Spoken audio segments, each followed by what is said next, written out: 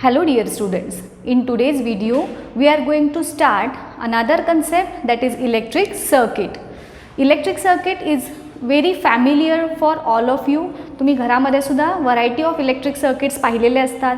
वेगवेगळे एक्सपेरिमेंट्स करताना तुम्ही इलेक्ट्रिक सर्किट फॉर्म देखील केलेले असतात. So what are the basic components of any electric circuit? वेगवेगळे कंपोनंट्स असतात, त्यापैकी मिनिमम रिक्वायर्ड कंपोनंट्स हे काय काय असतात रे सर्किटचे? तर सगळ्यात मेन कंपोनंट जो असतो तो म्हणजे कंडक्टिंग वायर्स. तुम्हाला वायर्स लागतात. Then source of electric current जो आहे, पोटेन्शियल डिफरन्स जोडण्यासाठी येण्यासाठी तुमच्या सर्किटमध्ये तुम्ही सेल और बॅटरी जोडता. देन करंट फ्लो होतो की नाही हे चेक करण्यासाठी आपण बल्बचा यूज करतो. प्लग की असते, बटन ऑन किंवा ऑफ जे करतो ना आपण बल्ब चालू किंवा बंद करण्यासाठी. सो असे काही बेसिक 4-5 कंपोनंट्स आहेत की जे तुमच्या कोणत्याही सर्किटचा इम्पॉर्टंट असे कंपोनंट्स असतात. कोणते कोणते आहेत ते? तर ते दाखवताना आपण जी डायग्रॅम काढतो त्या डायग्रॅमला सर्किट डायग्रॅम असं म्हणतात. एक्झाममध्ये तुम्हाला इलेक्ट्रिक सर्किट दाखवणारी किंवा सर्किट डायग्रॅम ड्रॉ करा असा क्वेश्चन विचारला जातो. हे जे सगळे आत्ता तुम्हाला सांगितलेले कंपोनंट्स आहेत ते बेसिक कंपोनंट्स त्याच्यामध्ये आपण दाखवायचे. Okay, so the first component is conducting wires. The second component आपला इलेक्ट्रिक सेल और बॅटरी. नॉर्मली सेल जो असतो तो आपण या पद्धतीनं डिनोट करतो, एक एंड पॉझिटिव्ह एक end negative.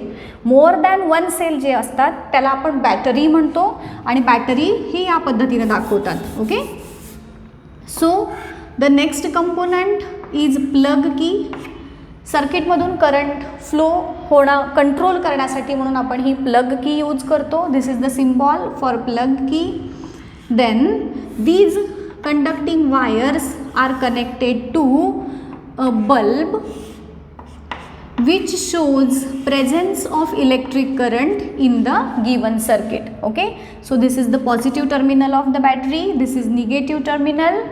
Current will always flow from the positive terminal to the negative terminal. ह्याच्या आधीच्या लेक्चर्समध्ये आपण बघितलेलं होतं की करंट जो आहे always flows from positive to negative terminal, where as electrons flow from negative to positive terminal. Okay, so this is the basic diagram that shows an electric circuit. This is the first component, that is cell or battery. This is another component, that is plug key. It is bulb, and these are the conducting wires which are connected in the circuit. These wires connect all the components in the circuit. Okay, so what is an electric circuit? It is the path or it is the way with which these various components are connected. अशी तुम्ही definition याची सांगू शकता. Electric circuit means a path with which the components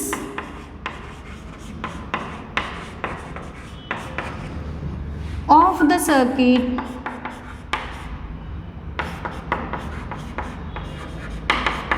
are connected. ही कशाची definition झाली आपली?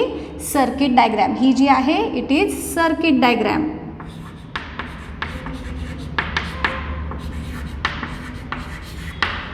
Okay, electric circuit म्हणजे काय जर विचारलं तर तुम्ही काय सांगाल? तर these are the components which are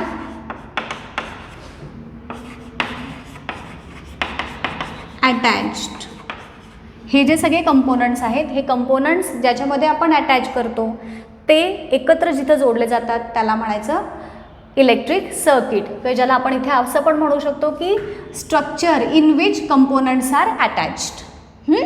so हे दोन कन्सेप्ट झाले. इलेक्ट्रिक सर्किट, इलेक्ट्रिक सर्किट ज्या पद्धतीने दाखवलं जातं त्याला सर्किट डायग्रॅम असं म्हणतात.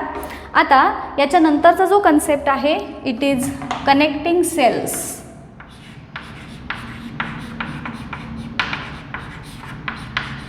Y these cells are connected in any electric circuit? ह्याच्या आधी आपण डिस्कस केलं आहे की whenever we connect the cell और battery in any circuit they create a potential difference between the two ends of the wire. चॅप्टरच्या start करताना आपण एक डायग्रॅम बघितलेली होती ज्याच्यामध्ये तुम्हाला दाखवलेलं होतं की नुसतंच इथे एक प्लग की आहे आणि इथे बल्ब असेल. सो या सर्किटमधून करंट फ्लो होईल का असा क्वेश्चन होता आणि त्याच्यानंतर आपण इथे ह्या दोन एंड्समध्ये सेल जोडलेला होता आणि ह्या दोन्हीपैकी कोणत्या सर्किट डायग्रॅममध्ये किंवा कोणत्या सर्किटमधून करंट फ्लो होणार असा तुम्हाला क्वेश्चन विचारलेला होता आणि तेव्हा आपण आन्सर काय होतं की ज्या डायग्रॅममध्ये आपण ह्या पद्धतीने सेल जोडलेले असतात त्या सर्किटमधून करंट फ्लो होतो आणि मग त्याच्यावरून आपण पोटेन्शियल डिफरन्स ही कन्सेप्ट बघितलेली होती. So these connecting cells perform the function of providing potential difference to your electric circuit. Cells जर जोडले नाहीत तर पोटेन्शियल डिफरन्स म्हणजे इलेक्ट्रिक लेवलमध्ये असणारा डिफरन्स हा क्रिएट होत नाही आणि तुमच्या सर्किटमधून करंट हा फ्लो होणार नाही. तुम्हाला एक्झाममध्ये बघा बरेचसे क्वेश्चन्स हे ॲक्टिव्हिटी बेस्ड आणि कन्सेप्ट किती समजली आहे हे चेक करण्यासाठी पण बरेचसे प्रश्न विचारले जातात. फॉर एक्झाम्पल ह्या पद्धतीनं तुम्हाला अशी डायग्रॅम दिली जाईल, जोडलेले आहेत हे सगळे कंपोनंट्स आणि तुम्हाला प्रश्न काय विचारला जाईल बघा. When the circuit is connected then also if the bulb is not glowing then what you will find out, what you will check की what is the fault in that circuit. आलं लक्षात, सर्किट तर जोडलं आहे पण तरीसुद्धा bulb glow होत नाही आहे. सो त्या सर्किटमध्ये काय फॉल्ट आहे तुम्ही काय चेक कराल exactly. So what you will check मला सांगा. एखादं सर्किट तुम्ही जोडलं आहे आणि तरीसुद्धा ते करंट जर फ्लो होत नाही त्यावेळेस आपण काय काय गोष्टी चेक करतो. पहिली गोष्ट म्हणजे सेल प्रॉपर सोर्स देणारा म्हणजे खराब झालेला आहे की नाही हे आधी आपण चेक करणार. वायर्स सगळ्या एकमेकींना व्यवस्थित कनेक्टेड आहेत की नाही हे चेक करणार, बरोबर. त्यानंतर प्लग की आपली प्रॉपरली फंक्शन करते की नाही हे आपण बघणार. सो अशा प्रकारचे क्वेश्चन्स तुम्हाला विचारले जे तुम्हाला टेक्स्टबुकमध्ये जरी दिलेले नसले तरी त्या नॉलेजवरती बेस्ड आहेत आणि ते तुम्हाला सांगता आले पाहिजेत. ओके.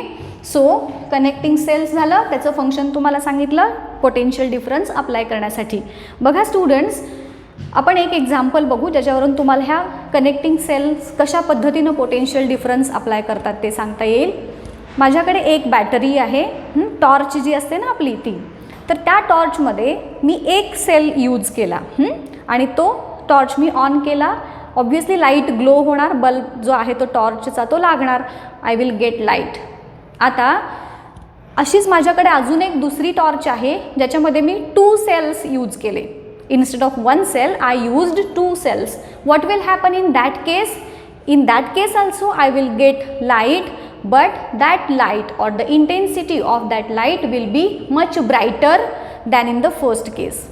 Suppose मी 3 cells असणारा टॉर्च यूज केला तर त्याच्यामध्ये मला अजूनही जास्त प्रकाश हा मिळणार आहे. म्हणजेच काय, जसं जसं आपण नंबर ऑफ सेल्स वाढवत जातोय त्या केसमध्ये जास्त करंट प्रोड्यूस होत आहे असा आपण त्याचा अर्थ घेऊ शकतो, isn't it. So number of cells increase करतो आहोत म्हणजे एक्झॅक्टली काय होतं तर त्या 2 वायरच्या एंड्समध्ये असणारं पोटेन्शियल डिफरन्स आपण इन्क्रीज करत असतोय. The more the potential difference the more the current will flow in the circuit. आलं लक्षात, जेवढे तुम्ही जास्त नंबर ऑफ सेल्स जोडाल तेवढं जास्त अमाऊंट ऑफ करंट हा फ्लो होणार आहे. फॉर एक्झाम्पल बघा इथे डायग्रॅम तुम्हाला एक्झाममध्ये दाखवली जाईल. त्यानंतर ह्याच्यावरती पण प्रश्न कसे विचारले जातात बघा. सपोज हा एक सेल आहे, दुसरा सेल सपोज मी असा जोडला आणि हे सर्किट कंप्लीट केलं. Will current flow from this circuit असा तुम्हाला क्वेश्चन जर विचारला तर what will be your answer.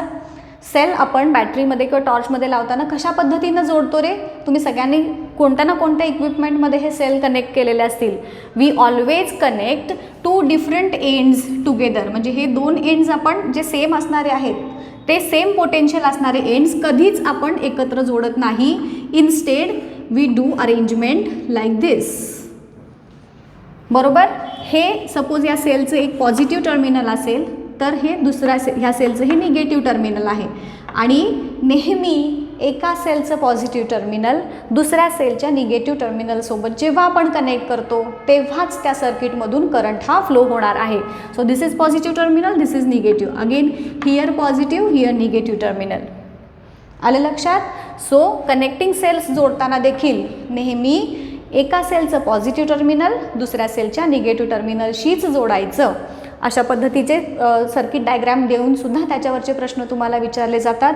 So ते तुम्हाला सांगता आले पाहिजेत. ओके, कनेक्टिंग सेल्स झाले. कनेक्टिंग सेल्स कसे जोडायचे हे आपले पार्ट झाला. सपोज आता बघा याच्यावरचा अजून एक प्रकारचा प्रश्न कसा विचारला जातो. सपोज या सेलमध्ये असणारं पोटेन्शियल डिफरन्स आहे 2 व्होल्टचं, याही सेलमध्ये तेवढाच पोटेन्शियल डिफरन्स आहे, तर या टोटल सेलमध्ये असणारं पोटेन्शियल डिफरन्स किती आहे असा पण प्रश्न विचारला जाईल. आणि मग या केसमध्ये तुम्हाला जस्ट काय करायचं आहे, ॲडिशन करायची आहे. 2 + 2 4 व्होल्ट्स होईल. किंवा हे सेल हे ह्या पद्धतीनं न दाखवता सेलचं रिप्रेझेंटेशन असं देखील करतात. दोन्ही वेपैकी कोणत्याही एका वेने तुम्हाला ही सर्किट डायग्राम दाखवायची असते. हे दाखवा किंवा हे दाखवा, तुम्हाला जे इझी वाटतं त्या पद्धतीनं तुम्ही दाखवू शकता. बल्ब ग्लो होतोय की नाही हे दाखवताना सपोज ग्लोईंग बल्ब असेल तर तो आपण असा दाखवायचा, आणि नुसता बल्ब असेल तर तो तुम्ही असा दाखवायचा. But whenever you want to show in the circuit that the bulb is glowing, then you will show like this. एकदम सोप्या सोप्या बेसिक गोष्टी आहेत ह्या. हे झाला कनेक्टिंग सेल्स. आता याच्यानंतरचा जो मेन पॉईंट आहे it is magnetic effect of electric current. याच्यामध्ये आपल्याला एक ॲक्टिव्हिटी परफॉर्म करायची आहे.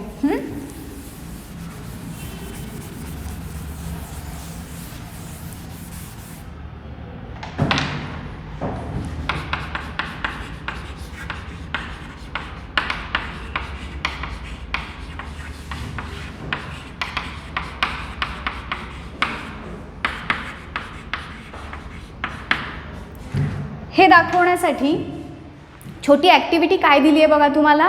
एक आपली मॅच बॉक्स असते ना, तर त्याच्यामध्ये आपली एक नीडल जी नॉर्थ साऊथ डायरेक्शन दाखवते ती नीडल, ज्याला आपण मॅग्नेटिक नीडल असं म्हणतो, ती नीडल आपल्याला यूज करायची आहे.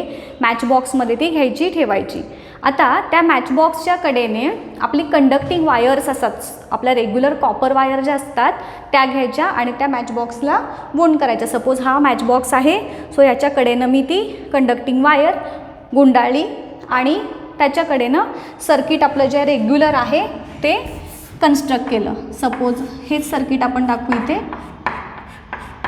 प्लग की आहे आणि इथे मी काय केलं, आय टूक दॅट मॅच बॉक्स आणि ज्याच्यामध्ये आपली मॅग्नेटिक नीडल आहे ती मी इथं प्लेस केली. एक नॉर्थ साऊथ डायरेक्शन दाखवणारी नीडल असते, इजंट इट. आणि काय केलं, ह्या मॅच बॉक्सच्या कडेनं ही वायर अशी गुंडाळली आणि ह्या पद्धतीनं सर्किट फॉर्म केलं. जेव्हा प्लग की तुमची ऑन असते तेव्हा, म्हणजे आता हे सगळं सर्किट तुम्ही जोडल्यानंतर तुमचं जर नॉर्मल मॅग्नेट असतं ना, साधं आपलं मॅग्नेट कोणत्याही प्रकारचं, ते जर तुम्ही याच्या जवळ नेलं तर ही मॅग्नेटिक नीडल ही डिफ्लेक्शन दाखवते आपल्याला, त्याची डायरेक्शन जी आहे ती चेंज होते. आता ते नीडल तुम्ही ते जे मॅग्नेट आहे ते तुम्ही बाजूला न्यायचं. आता काय करायचं, हा जो प्लग की आहे तो एकदा ऑन करायचा. ऑन केल्यानंतर याची डायरेक्शन नीडलची चेक करायची, हलते का. परत ऑफ करायचा आणि तेव्हा देखील डायरेक्शन चेक करायची त्याची, हलते का. So you will observe that Wien ever the plug की इज मेड ऑन और it is made of at both the times the needle will show deflection. आता जेव्हा तुम्ही ऑन करून तसंच ठेवलं तर ती नीडल अगेन स्टेडी राहणार. हे पण लक्षात असू देत तुमच्या. हा ॲक्टिव्हिटी तुम्ही घरामध्ये इझिली परफॉर्म करू शकता तुमच्या घरी जर अशा प्रकारची मॅग्नेटिक नीडल असेल तर. या ॲक्टिव्हिटीवरून आपल्याला काय प्रूव्ह करायचं आहे की whenever current flows through any conductor, conductor म्हणजे कोण तर कंडक्टिंग वायर्स, मेटलचे वायर्स, कोणत्याही मेटलच्या वायरमधून जेव्हा करंट फ्लो होतो that time due to that current magnetism is induced in that particular conductor. Current flow होताना त्या कंडक्टरमधून, त्या मेटलच्या वायरमधून हे मॅग्नेटिझम प्रोड्यूस होतं. म्हणजेच ती मेटल, तो कंडक्टर जो आहे ना, it will start behaving like a magnet. आलं लक्षात? कधी? जेव्हा त्याच्यामधून करंट फ्लो होतो तोपर्यंत. आता हेच दाखवणारी अजून एक ॲक्टिव्हिटी आहे, ज्या ॲक्टिव्हिटीमध्ये आपल्याला अशा प्रकारे मॅग्नेटिक इफेक्ट ऑफ इलेक्ट्रिक करंटचा यूज करून एक प्रकारचं इलेक्ट्रोमॅग्नेट बनवायचं आहे. Magnetic effect of electric current म्हणजे काय कळालं ना तुम्हाला, की whenever electric current flows through any circuit or any conductor, then due to that flow of current magnetism is induced. त्याला म्हणायचं magnetic effect of electric current.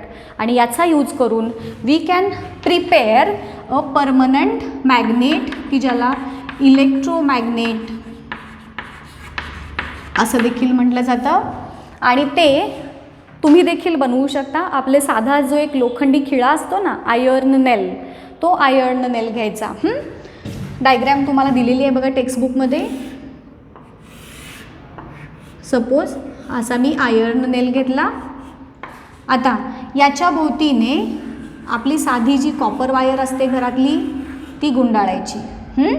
गुंडाळल्यानंतर त्याला potential difference apply करायचा, म्हणजेच काय, सेल जोडायचा. ओके, नुसता sale जोडला तरी चालेल, एक पॉझिटिव्ह एंड एक निगेटिव्ह एंड. प्लग की जोडा किंवा नाही जोडलात तरी चालेल. आता जेव्हा तुम्ही या सर्किटमधून करंट फ्लो कराल, आता बघा, तुम्ही जेवढे जास्त त्याला गुंडाळे द्याल तेवढा जास्त अमाऊंट ऑफ करंट ह्या कंडक्टरमधून फ्लो होणार. जेवढी तुम्ही मोठी वायर घ्याल किंवा जेवढं जास्त तुम्ही स्ट्रॉंग करंट इथून सोर्स किंवा पोटेन्शियल डिफरन्स हाय, म्हणजे एकाऐवजी 2 सेल, 2 ऐवजी 3 सेल जेव्हा तुम्ही जोडाल, त्या केसमध्ये देखील जास्त करंट हा प्रोड्यूस होणार आहे. And due to that current, जेव्हा तुम्ही ह्या कंडक्टरमधून करंट फ्लो होईल ना, तर due to that current what will happen, that iron nail will act as a magnet. जोपर्यंत करंट त्यातून फ्लो होतोय तर तो मॅग्नेटसारखं बिहेव करेल. तुम्ही जर एखादा मॅग्नेट त्याच्या जवळ नेलात तर ते त्याच्याकडे अट्रॅक्शन दाखवेल, किंवा एखादा दुसरा मॅग्नेटिक सबस्टन्स जर जवळ नेला तर तो त्याच्याकडे अट्रॅक्ट होईल. हा ॲक्टिव्हिटी तुम्ही नक्की करून बघा. सो इलेक्ट्रोमॅग्नेट म्हणजे काय, due to flow of electric current magnetism is produced in any conductor. आता हा इथं लोखंडी खिळा हा कंडक्टर झाला आणि त्याला म्हणायचं इलेक्ट्रोमॅग्नेट. स्टुडंट्स, अशा प्रकारचा इलेक्ट्रोमॅग्नेट हा आपल्याला परमनंट देखील तयार करता येतो. तुम्ही हाय करंट आणि फॉर अ लॉंग ड्युरेशन जर तुम्ही एखाद्या कंडक्टरला कंटिन्युअसली दिलं तर त्या जो कंडक्टर आहे त्याचं रूपांतर टेम्पररी हे इथं होतं हे बघितलं, पण परमनंट देखील मॅग्नेट त्याच्यापासून आपण तयार करू शकतो. म्हणजेच काय, जरी करंटचा सोर्स तुम्ही त्याच्यातून रिमूव्ह केला तरीसुद्धा it will behave as a magnet. हे पुढं आपण 9th-10th स्टँडर्डमध्ये बघणारच आहोत डिटेल. सो ह्या 2 कन्सेप्ट कळायला खूप महत्त्वाच्या आहेत. ही जी magnetic effect of electric current ही कन्सेप्ट आहे ती हॅन्स ओरस्टेड नावाच्या सायंटिस्टनी हा जो एक्सपेरिमेंट आहे तो केलेला होता. सायंटिस्टचं नाव लक्षात ठेवा. हा जो एक्सपेरिमेंट सांगितला ना, तर it was performed by scientist hence Oersted. आणि म्हणून मॅग्नेटिझमचं जे युनिट आहे ते ह्या सायंटिस्टच्या ऑनरमध्ये ओरस्टेड असं मोजलं जातं. सो इथंपर्यंत झालं. आता ह्याच मॅग्नेटिक इफेक्ट ऑफ इलेक्ट्रिक करंटवरती बेस्ड आपण इलेक्ट्रिक डोअरबेल याचं स्ट्रक्चर आणि त्याचं फंक्शन कशा पद्धतीनं परफॉर्म होतं ते आपण बघायचं आहे आता. हा देखील एक महत्त्वाचा क्वेश्चन आहे बघा.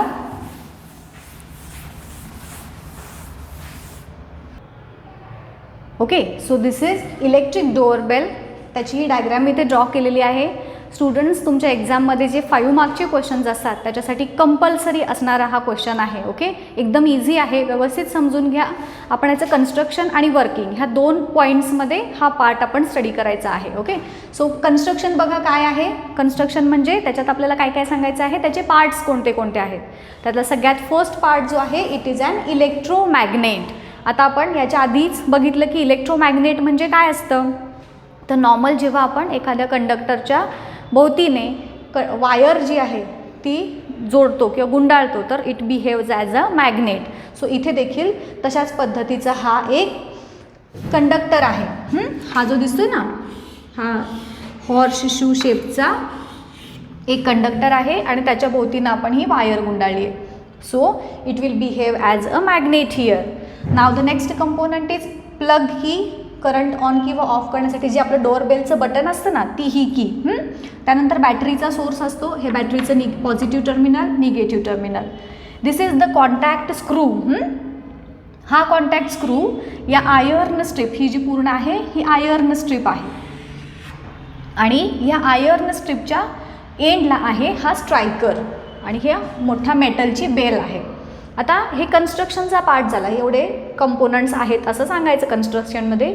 वर्किंगमध्ये बघा तुम्ही काय सांगणार याच्यात की whenever this contact screw is in contact with this iron strip, हा कॉन्टॅक्ट स्क्रू इथे एंड होतो. ओके, सो ही इथून आयर्न स्ट्रीप आपली चालू होते. आता हा जो कॉन्टॅक्ट स्क्रू आहे तो जेव्हा या आयर्न स्ट्रीपच्या कॉन्टॅक्टमध्ये येतो, that time what happens, the circuit gets completed and due to that current will start flowing in this circuit.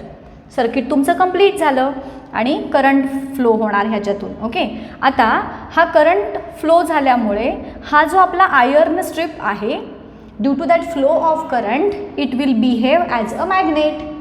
Metal आहे ना हा आयर्न स्ट्रीप, मग त्याच्यामधून पण करंट फ्लो झाला की it will also act as a magnet. मग हे एक मॅग्नेट, ह्याच्यामधून पण करंट फ्लो होतो आहे, हा दुसरा magnet. So both these will get attracted towards each other, due to which what will happen, this striker. आता हे जवळ आला, ह्या मॅग्नेटच्या हा आयर्न स्ट्रीप जवळ आला, इथे आला सपोज, तर काय होणार, हा त्याला जोडलेला जो स्ट्रायकर आहे तो देखील या बेलवरती त्याच्याजवळ येईल आणि it will hit the bell, due to which the bell will ring. इथंपर्यंत काय आली की बटन जेव्हा प्रेस करतो तेव्हा काय होतं, तर हा सर्किट आपलं कंप्लीट होतं and due to this iron strip will hit the striker on the bell, की ज्याच्यामुळे आपली बेल वाजणार. आता त्याच वेळेस सायमल्टेनियसली काय होतं बघा, आता हे मॅग्नेट जे आहे ते याच्याजवळ गेल्यामुळे हा कॉन्टॅक्ट स्क्रू आणि हा जो आयर्न स्ट्रीप आहे यांच्यामधला कॉन्टॅक्ट इथे ब्रेक होणार, इजंट इट, लांब गेल्यामुळे. So due to this again what will happen, the current will stop flowing. Current कधी फ्लो होतो आपल्या सर्किटमधून, जेव्हा हे सगळे कंपोनंट्स एकमेकांच्या कॉन्टॅक्टमध्ये असतील तेव्हा.